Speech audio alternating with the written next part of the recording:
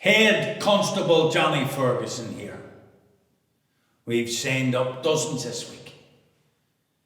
We don't even have uniforms yet, but we have a very smart armband.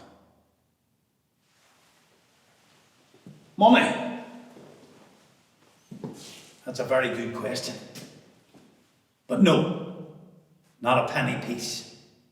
You're doing it for king and country. No mercenaries required. You're here to fight the IRA. Because as you know, they're running amok from the south across the new border. Into Armagh,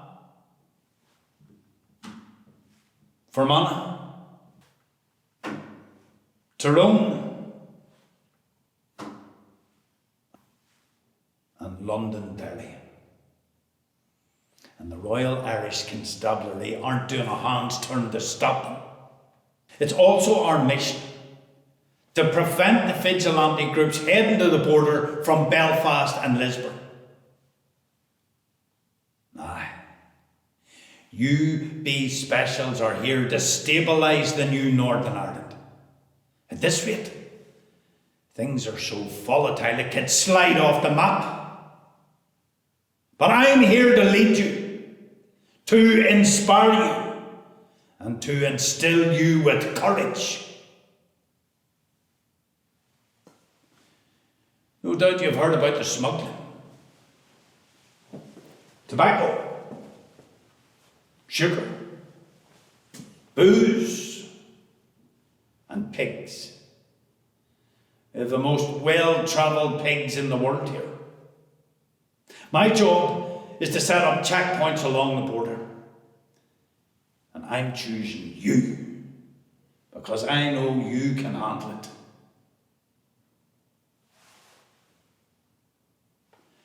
Two weeks ago I had a fella sign up called Cathal O'Daly.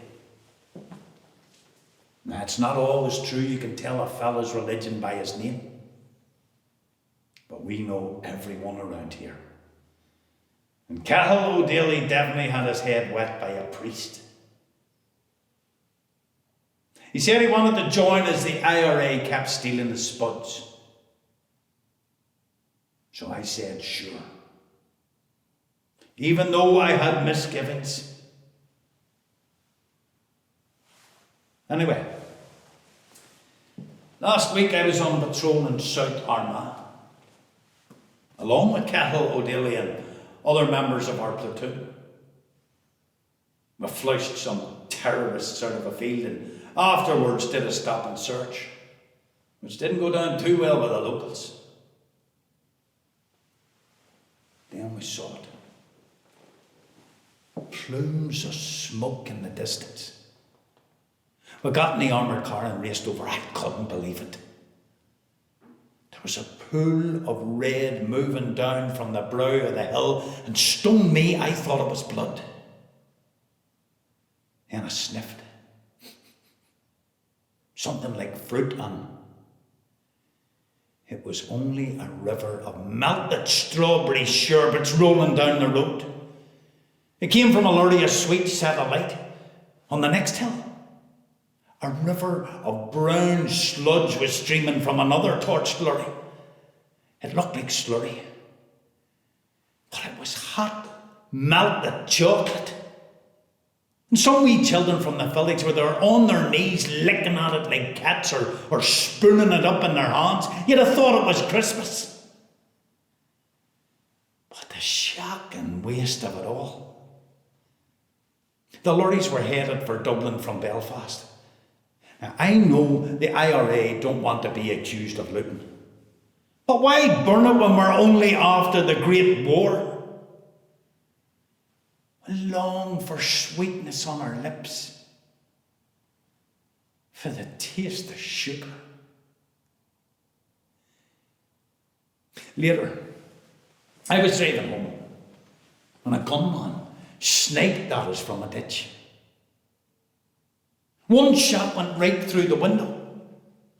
We stopped and leapt out with our guns, and there he was, hurling across the fields, jumping hedges like he was in the Grand National. An ambush, said my Sergeant Alfie. And who told him we were coming, he said, looking straight at Cahill,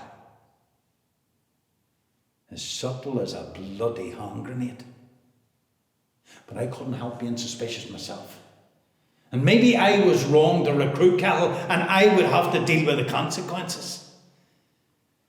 As my granny used to say, if you burn your bum, Johnny, you will have to sit in the blister. So we got back in the car and set off again. I left Cahill back at his family farm and drove on. The next day the news came. Cahill O'Daly had been shot dead in one of his own fields. No witnesses. Poor young fella. Shot dead by the IRA as an example, just for joining the B Specials. It's a terrible world that pits friends and neighbours against each other. That very day, the IRA issued a statement that all traitors would be shot.